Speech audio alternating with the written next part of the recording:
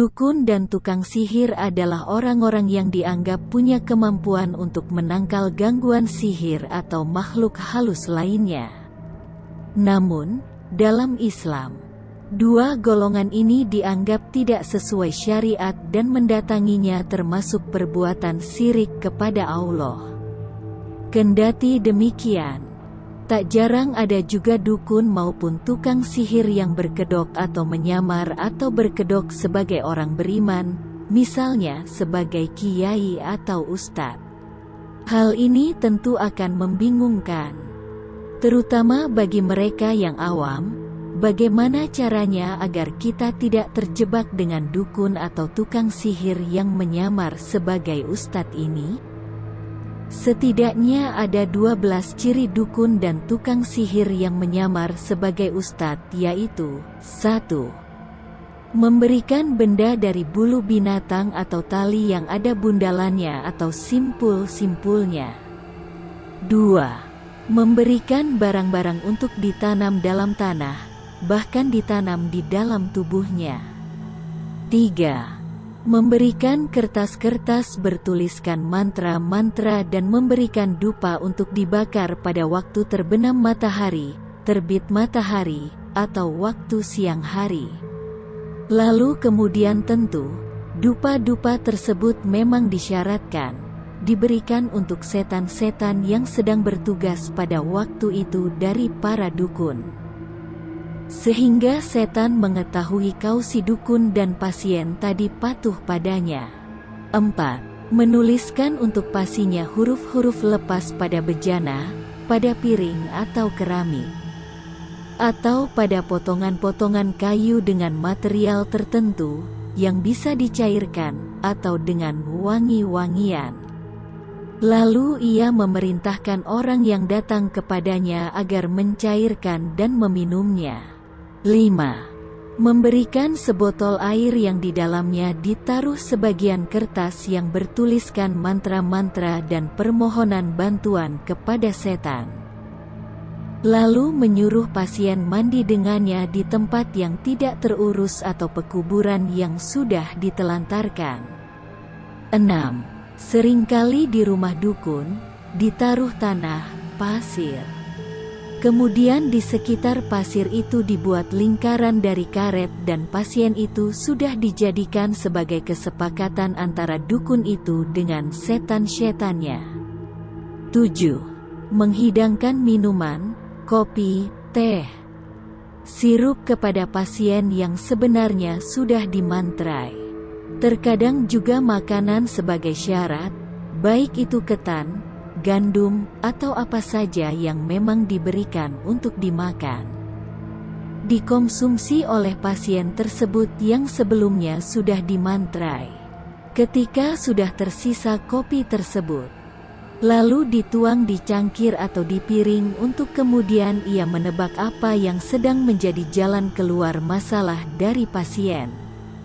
Dan ini semua dusta ya. Ini semua dusta hanya untuk menipu. 8. Membaca telapak tangan dan garis-garis wajah.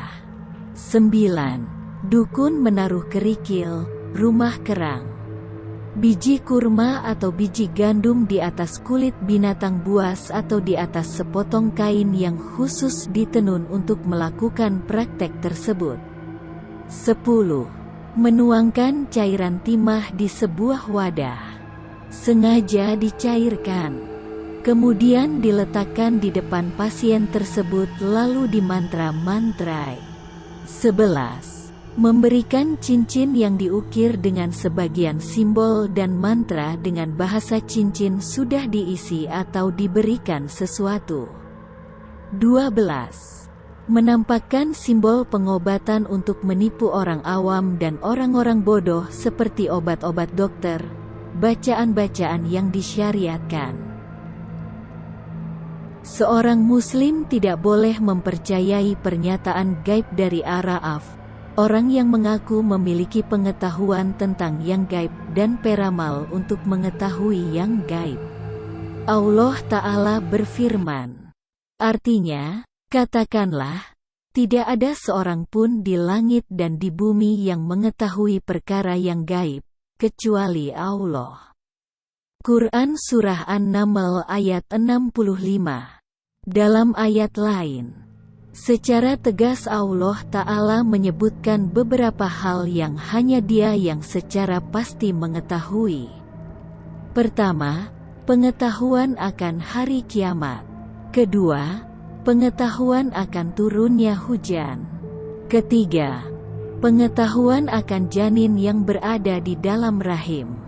Keempat, pengetahuan akan perbuatan manusia di waktu mendatang. Kelima, pengetahuan akan matinya bumi. Allah Ta'ala berfirman, artinya, sesungguhnya Allah, hanya pada sisinya sajalah pengetahuan tentang hari kiamat, dan Dialah yang menurunkan hujan, dan mengetahui apa yang ada dalam rahim. Dan tiada seorang pun yang dapat mengetahui dengan pasti apa yang akan diusahakannya besok.